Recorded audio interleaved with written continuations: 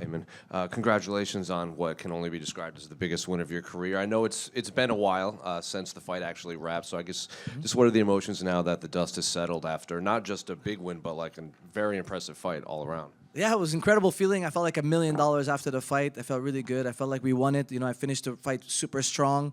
And GSP told me that actually when he missed weight by 8 pounds, the first thing George told me about it was, this is going to be so good for the story. This is going to be incredible for the story. You know, not only are you fighting a legend in the sport, you're fighting him and you weighed 8 pounds less than him. You had to move up in weight for him. And then getting rocked in the fight adds to the story, adds to the adversity. I overcame it all. So I feel incredible right now. Is that the type of fight you expected in there? Because obviously Aldo, I mean, I'm sure you saw the videos. He was very annoyed at his last fight, and he was hoping for someone to stand in front of him. And you basically stood inches away from him that entire fight. So is that what you expected in there? Yeah, I did no wrestling for this camp. I expected us to brawl in the center. I think his last fight really made him upset, and I love to strike. You know, and Merab Davishvili is, you know, the best wrestler in the bantamweight division. He couldn't even take him down, you know what I mean? So I didn't want to waste my time shooting on him. I wanted to strike. I wanted to outdo him on the feet. You know, I didn't outdo him as much as I wanted to. I thought it would go better in the feet. I thought I'd get the hang of it much more. But because of the weight miss, what was playing in the back of my head was that I dehydrated myself 8 pounds more than he did. So I wanted to start much slower than normal because I didn't know if I would take the shots worse than he would take the shots because I dehydrated myself 8 pounds more. I lost so much more water than he did. So I was expecting him to take the shots better. But then in the middle of round 2, I started smiling because I was like, you know what? His shots ain't that bad. His shots ain't that bad. But they were fast. They were fast. He's got quick hands still at his age. You know, he's a legend. I just told him backstage he's going to be remembered forever. You know, and I'm hoping that I gave him a great fight at the end. That was an emotional roller coaster for everybody. And it's a fight that it's a good one to retire on in the sense that, you know, we gave people a war. And I was going to ask this at the end, but I'll ask now since you brought it up. Like, did you have any sense that that might have been his last one before this? And then I know you were on the highest of highs, but then when Aldo announces like one of the most beloved fighters on the roster now, his retirement, it's the focus goes to him, obviously. But like, what was your reaction? You know, I was surprised because he kept saying that he's going for a title run. You know, he kept saying, I'm going for a title run. I'm not done with this. You know, he wanted to win the belt at 135. I heard him say that a few times in different interviews, not just in the same one. So I didn't think he was going to retire. And I'll be honest with you, you know, most MMA guys, they like to stick around a little longer than they should. But I can never say anything bad about Aldo. He's a great guy, and I absolutely love him. And no one should ever forget how good of a fighter he is. And he gave me the fight of my life tonight. And I think he helped propel me. You know, it's almost like I could be the king of Montreal now after that performance. You know, people are going to respect my heart. You know, I told everyone I was going to fight with my whole heart in this fight, and I feel like I delivered. Where do you think this pushes you in your career? Because as a win over Aldo, he might not be top 5, but he is Jose Aldo after all. So where do you go from here? Well, I think I'm hoping that, you know, Tuesday I'm in the top 10. You know, and they give me somebody between 1 and 9. You know, that's what I'm hoping for. You know, it might happen, it may not happen. I want to say a big thank you to Sean Shelby for saving this fight. You know, he gave me a great offer, and I really appreciate everything he did for me to make this fight happen, you know, because it was in Montreal, and to say no, you know, 8 pounds is a big deal, man. You know, guys complain about 1, 2 pounds. I think Chris Eubank Jr. Paid his opponent $500,000 for missing 0.5 pounds, okay? So I know the average person doesn't understand how much of a big deal it is, but you know, in the Army, they've done some tests before. You can look it up. You can check this out. If you dehydrate someone by 2%, the performance goes down by 6%. So I was much more dehydrated than him. So that's why I started off a little slower. And then just last one for me. I don't know if you've seen the reaction, but the reaction was mixed over who people thought won the fight. So I guess, were you confident when it hit the judges' scorecard? Well, I was confident because after round 1, I knew I lost round 1. Like, I mean, it doesn't take a rocket scientist to know that, you know. But that kind of was the plan because I wanted to see how hard he could hit and how well I take the shots. But after round 2, Firas told me straight, listen, it's 1-1. So then I knew, okay, I just got to win round 3. But then when he rocked me, I was like, oh, man, catch your breath, make some space, recover, win the next 15 seconds. I ended up winning the next 2.5 minutes. And he was done. And he was even holding my gloves. And then to finish the fight, GSP was screaming, "Get him out of there! Get him out of there!" So when he grabbed onto me double underhooks, I just started slamming him with my chest into the ground. I wanted to get him out of there. I wanted to prove to everybody that I'm trying to finish this fight right now, and I'm closer to finishing the fight than he is. Thank you. I appreciate it. Aiemann right here. Congrats sir. on the win. Obviously a huge one. Yeah. Well, when you talk about the top 10, now you've got some healing up to do after a tough fight. Yeah. How important is it also to try and stay active this year? Because I know in the past Yes. it's been kind of a struggle for you. Yeah, well, it's only been 6 months since my last one, and I feel like that's pretty good. And then I'm going to have another one this year. Depending on what they tell me about my concussion, I got rocked. It is what it is. I recovered super well. I'm going to see the PI. Actually, I'm going to take my family on vacation in Vegas. So I'll go swing by the PI as well and get tested and get everything done while I'm there. And see what the timeline is. Maybe September would be good. And then I got to give you props for the suit at the press conference. Where'd you get that? Who's the tailor? Guys, it's suitably. They gave me 4 suits for this week. I got to wear one every day for the media. I really appreciate them. Guys, if you're from Montreal, check them out. They make great custom suits. And the brothers, they work so well together. Thank you. Thank you. I appreciate that. Aiemann, just Yes, real sir. quick. Yep. With Who is it? Yeah? Okay. Sorry. Yeah, Yep. just last one in English, I think. Yep.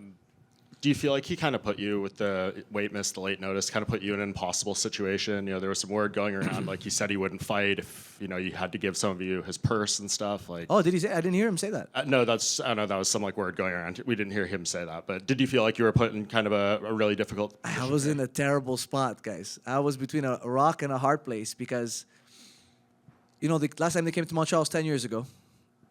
And I don't know if they're coming back. My wife hasn't seen me fight live in 5 years because I was on a hot streak. And I got the mental coach, and I feel top of my game. I got my wife front row tickets. I got my family coming, got my friends coming, got everyone coming here. And it's like, do I fight or do I not fight? And then it's like, if I wanted to become a legend, I would have to face adversity. I'd have to win when the odds were against me. And I felt like I did that today. And then even I got hurt in the fight and I came back. I felt like nobody can tell me my spot is given. It's definitely earned. And not too many people get to beat Jose Aldo at 145. So it's nice to be part of that club. Thank you. Félicitations. Merci. Ce serait pour reprendre une question, mais pour le Oui. public français. Est-ce qu'on peut parler du troisième round? Oui. Où tu as trouvé l'énergie justement pour revenir? Et la partie technique, on entendait Georges et ton frère dire d'envoyer beaucoup de coudes, etc. Oui. Après la partie où justement Georges était devant et a poussé un peu la pression, Oui. comment tu as réussi à inverser la vapeur? Et est-ce que tu avais pleinement conscience de ce qui se passait, etc. Tu étais tout le temps aware à ce moment-là? Oui, j'étais toujours conscient. Je travaille avec mon... excuse-moi. Sorry. Excuse me. Je travaille avec mon coach on parle pas juste que tout va bien aller. On parle de qu'est-ce qui peut arriver qui est mauvais pour moi. Et une des choses, c'est de se faire mal, de prendre une commotion, de se faire rock et des affaires comme ça. Il me dit tout le temps, si tu te fais rock, qu'est-ce qu'on fait? Oui, je dis, OK, je dois faire de l'espace, retrouver ma respiration. I have to breathe well. Et gagner le prochain 15 secondes. Et le 15 secondes après ça. Et c'est ça que j'ai fait. Quand j'ai pris la distance, il a shooté sur moi. Guys, Aldo shot on me. Okay? I told everybody I was going to strike, I wasn't going to shoot. He shot on me. Okay? C'est lui qui est allé pour le takedown, il est allé pour la lutte. On savait, il y avait deux occasions où Aldo va essayer d'amener quelqu'un au sol. C'est quand il pense qu'il va gagner, il va le finir, ou quand il se fait mal. I know in training camp we figured out that Aldo only shoots on 2 occasions. One, if he thinks he can finish the fight, if he's got the guy hurt. And the other one is, if he got hurt, he shoots to try to recover. So when he shot when I was hurt, it was no surprise. And we turned it around, and I was really happy that all that mindset training worked. Tout le travail qu'on a fait mentalement a vraiment travaillé pour moi. Last one for me. Oui. You mentioned like someone between 1 and 9. Do you have some specific name? Oui, j'ai demandé pour Marlon Vera. On va voir, je pense que c'est un combat qui match bien style-wise. J'ai rien contre lui. It's a respectful call-out, guys. I don't have anything against the guy. I just think it's going to be an entertaining fight. We both like to strike, and I think we put on a great show for the fans. And that's half the sport is that. And you talk about Marlon Vera. That's Marlon Vera, yeah. check. I think congratulations. Marlon's matched up with Mario. Yeah, I know. I'm probably out till September. He's fighting in a few weeks, right? No big deal. I mean, fights will be made. Back here, congratulations. Yeah, Can thank you you. describe what it was like to have your name chanted in this building? Oh, incredible. Guys, that's what I was hoping for the most. I got in Edmonton for the first time in my life. And, you know, some guys go their whole career, nobody ever chants their name in the arena. And I've fought a lot of times at the Apex. I absolutely love the Apex. We cannot get rid of it. But it is great, and it's a special feeling to have a moment like that when the crowd cheers your name. It felt incredible. What did it mean to have GSP in the corner with your brother, and how did he maybe help you the most with this fight? JSP helped me a lot because, you know, he wanted me to finish. And he was excited for the fight, and throughout the fight, he was being involved. I thought he'd be more quiet. I thought he'd let Firas really lead the show.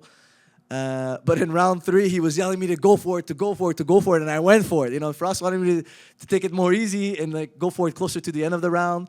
You know, and then I ended up getting rocked. You know, maybe the Rush St. Pierre came out. So I kind of went for it a little earlier in round 3 than maybe Firas would have liked. But listen, in the end, we got the win. It is what it is. It was great to have him. It's nice to have a world champion, one of the greatest of all time, believe that I could win the belt. He told me that I could make a title run, you know, before the fight even started tonight. So I appreciate him a lot. One last one, if I can. I know GSP likes to say there's no courage without fear. Absolutely. That third round, when you got, was that a case of that where your courage overcame whatever, if you were feeling any fear at the time? Yeah, that was my whole heart, guys. I dug deep into my heart, and I found a way to come back. And that's what you can expect out of me from now on. Aiemann, right here. Yes, sir. You mentioned you wanted to start slow against Jose Aldo. Yeah. Pretty brave game plan to want to do that. Yeah. Was that changed with the weight miss, or was that the plan all along? No, it was with the weight miss. The plan was to be way more aggressive early. One of my teammates, Rob Font, fought Jose Aldo, and if you watch that fight, he was doing amazing, man. Until the last 10 seconds of round 1 when he got dropped, he was smoking him. And, you know, I mean that respectfully. Like, he was just winning the round, and then he got dropped, man. And it is what it is. And Aldo hurt him. You know, Aldo won the fight. But I wanted to do the same, but not get dropped at the end of the round. But then with the weight miss, I don't know. Like, listen, I don't know what happens to your brain when you dehydrate 8 pounds more than the other guy. So I took a safer route for round 1 just because of that, you know. But the game plan wasn't that at first. We had to change the game plan because of the weight miss. You mentioned Marlon Vera as a possible next opponent. Yeah. I mean, UFC are coming back to Canada a little bit later on. Oh, I didn't know this that. year, I think that's the plan anyway. But that's what I'm hearing. We'll But, find out. I mean, it would be a good slot for a main event if they were to do that. Yeah, I would love it. You guys think I earned one? That would be great if I earned the main event. That'd be sick. I would love to do that. I absolutely love this. I don't know if you guys noticed, but I've never been in the blue corner my whole life. In any MMA fight, boxing fight, Muay Thai fight, I've always been in the red corner. It's the first time I was in the blue corner. And I had to wait for Aldo to walk out. And then in the moment, I realized, you know what? I absolutely love this. And I walked over to my brother. I shook his hand. I told him I love this. I went over to GSP. I told him I love it in here. I went to Neil. I told him I love it in here. I walked over to Bruce Buffer. I shook his hand. I told him I love this shit.